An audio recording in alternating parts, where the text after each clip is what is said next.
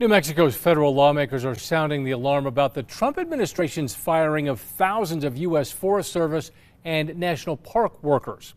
There is growing concern over how those changes are impacting or will impact the state's national parks, forests, and monuments.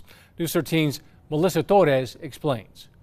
20% of the federal workforce at Carlsbad Caverns National Park has been cut. Saying Carlsbad Caverns has already cut back operating hours from a lack of staff.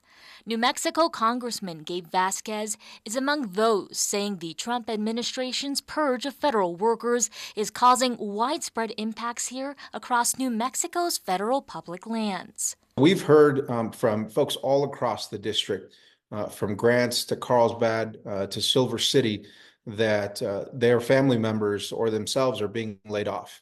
While the total number of layoffs in New Mexico remains unclear, nationally, more than 3,400 people are thought to have lost their jobs across the National Forest and Park Services.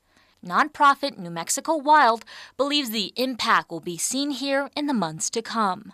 It's almost certain that we will see similar effects. It's going to be really challenging to keep some of these recreation sites open without people to take care of them at the end of the day.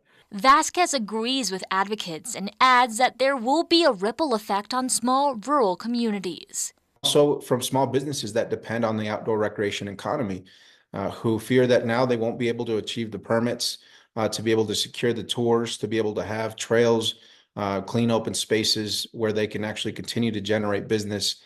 He also fears that federal lands will be vulnerable as we approach wildfire season. When we reduce the workforce that has already been slimmed down, where it's been very hard to actually hire and attract employees, we're going to leave resources unprotected. Melissa Torres, KRQE News 13. Vasquez says his office is encouraging federal parks and forest service workers to call his office as they're actively surveying the state's federal workers to get a better idea of exactly how many people have lost their jobs.